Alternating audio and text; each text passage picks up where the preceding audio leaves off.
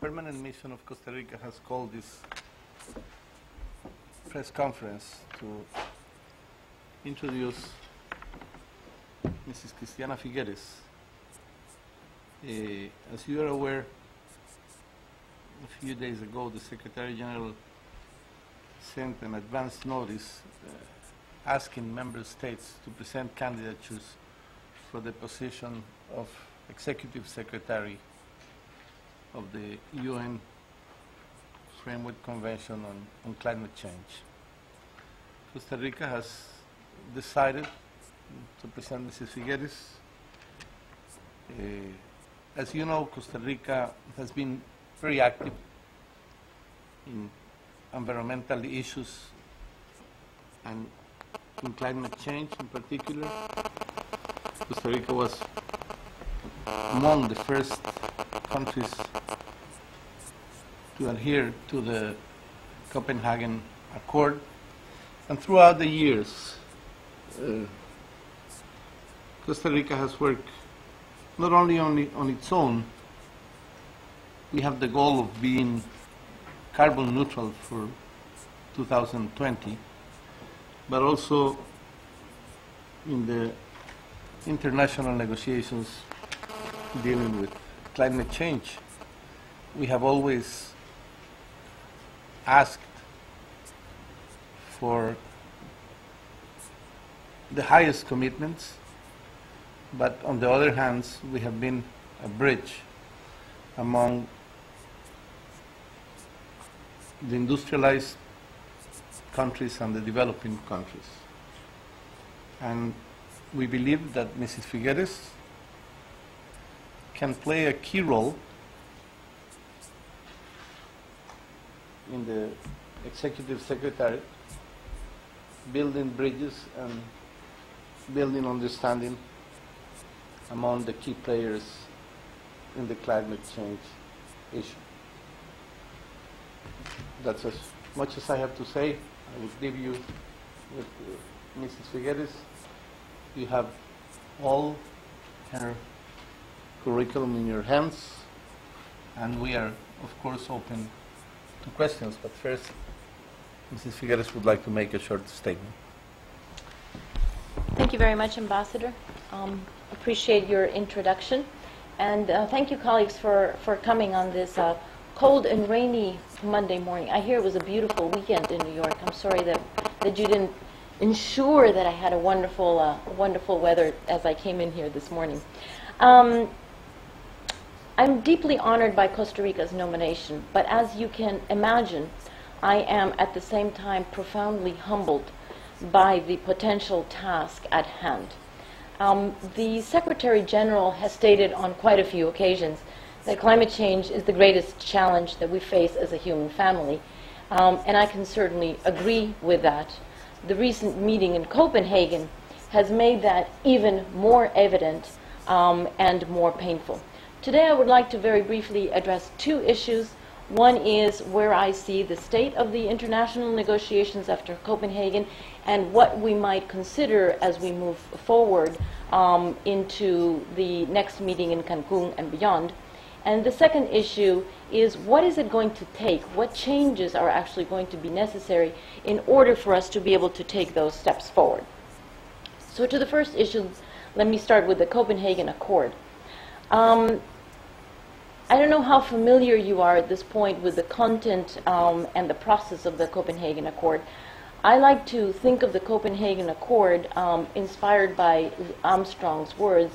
I like to think of the Accord as a big step for the community of nations, but a very small step for the planet. And why do I say that? I think it is a big step for the community of nations for a couple of reasons. First, for the first time we have agreed that we will strive for a maximum temperature increase of below 2 degrees centigrade. Secondly, all large emitters and many small ones, which was somewhat unforeseeable before Copenhagen, have actually made now, after Copenhagen, mitigation pledges that are public and that are in the context of a multilateral framework. The reason why that's different to what we had before is that many countries, particularly the large countries, had made unilateral pledges, but only within their own sovereign sphere.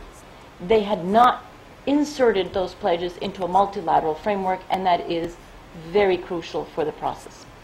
Thirdly, we have under the Copenhagen Accord a commitment to transparency in the accounting of emission reductions, which is the only way that we're really going to know are we moving forward or not. Fourthly, we have a commitment to initiate funding for both adaptation and mitigation with a sense of urgency, to the point that we have a commitment from industrialized countries to put on the table $30 billion over the next 3 years, and then ratchet that up to $100 billion per year by the year 2020. And those efforts are already underway. Fifthly, we have an acknowledgement of the important role of deforestation, both as one of the causes, but more importantly, as a potential contribution to the solution of the problem.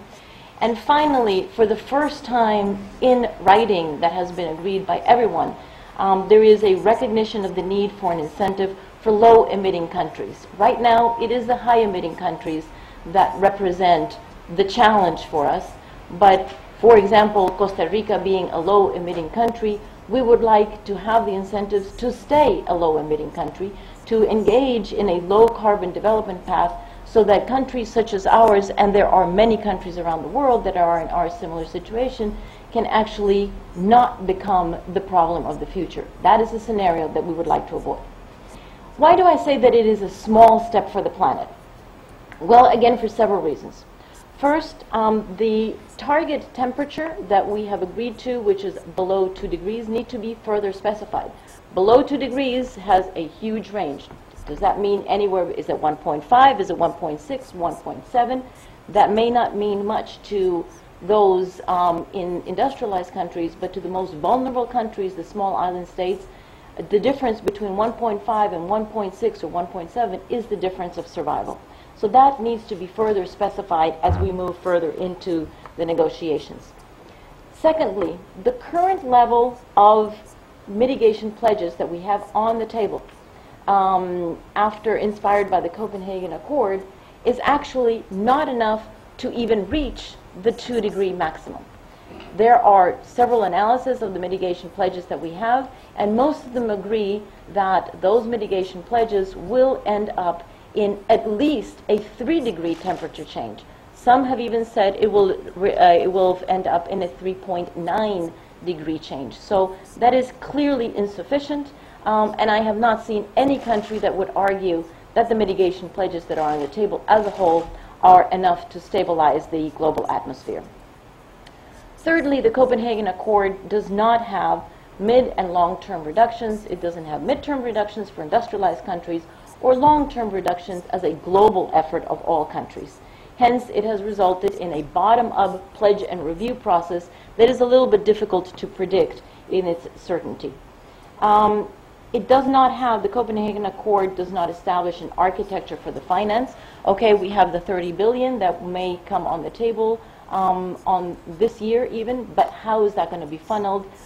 Where is it going to reside? What are the criteria for allocating that funding? All of that needs to be done. And finally, many countries would argue that the Copenhagen Accord is not a legally binding instrument, which was the aspiration of many countries as they went to Copenhagen. So how do we take this diverse picture of strengths and weaknesses and move forward? Particularly, the question is, how do we allow the Copenhagen Accord to shed some light on the ongoing negotiations, given the fact that there are some countries that have not signed on to the Copenhagen Accord? I didn't have the time actually to check this morning whether we have any new sign-ups, but at the end of last week we had 111 countries that have signed up to the Copenhagen Accord, and we may have had a few others. So we do have at least half of the countries, but we don't have the other countries on board yet. And that, of course, presents a challenge for the negotiations. The Copenhagen Accord, as it was not adopted by the Conference of the Parties, but rather it was taken note of, is not considered an agreement of the Conference of the Parties, and will have to be treated as political direction and political guidance that goes into the current negotiation tracks, which are the Kyoto Protocol and the long-term cooperative action. Now, to the issue of, well, what is the role of many other fora in which the climate change is being discussed?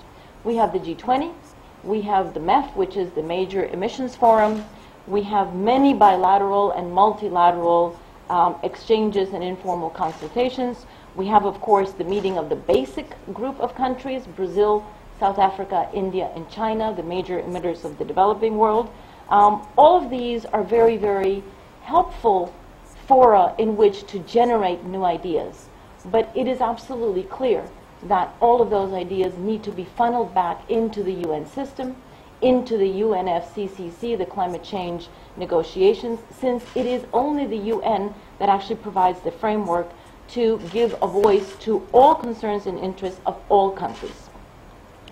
It's difficult, as we know from Copenhagen, and in fact before it was not a discovery in Copenhagen, it's very difficult to work within the context of the UN, but particularly in climate change, it is absolutely impossible to work outside of the UN.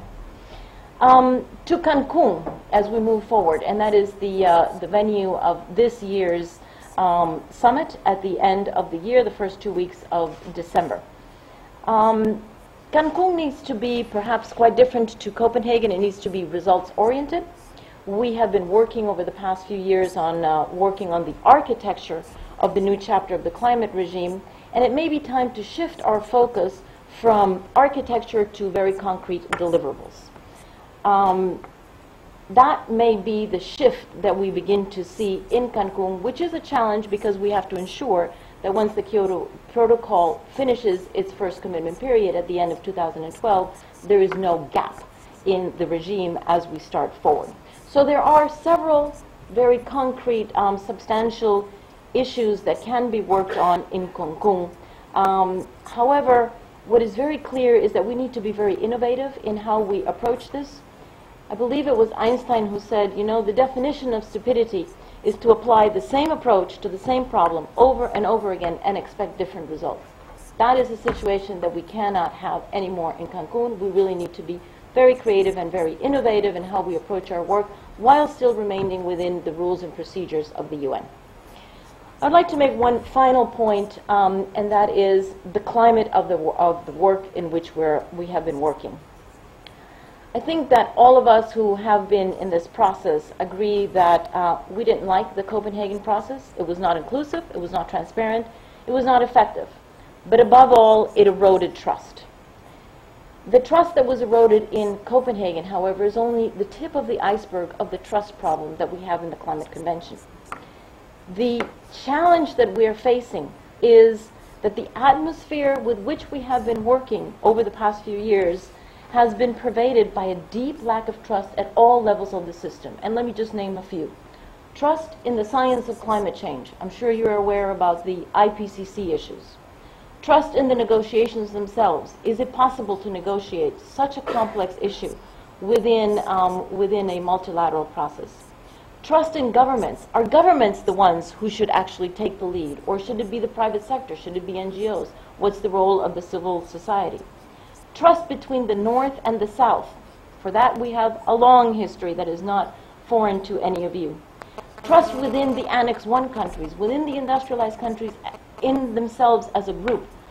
Not the level of trust that would be helpful to the process. Trust within our own group, the G77 in China. We're not trusting ourselves and each other the way that we should. Trust between the parties, the governments, and the Secretariat. There, a very clear indication was given in Copenhagen and certainly in Bali for those who follow that, that trust has eroded and needs to be reconstructed. And trust, finally, inside the Secretariat itself. We have, as I would call it, built way too many walls and not enough bridges, and this cannot continue. So I don't want to pretend like this is something that we can do overnight. Trust building is a process over time. It will not happen miraculously. It will certainly not appear magically in Cancun. It is a very difficult path, but I am convinced that it is the path that we need to follow, that we need to embark on it immediately, that we need to do it together, and that it is the only path that will lead us to creativity, innovation, and any sort of agreement in Cancun and beyond. I want to leave it there just as a quick introduction, and I'm very happy and open for any questions. You have my CV in hand, so any questions with respect to that or with respect to climate negotiations or climate policy. Thanks.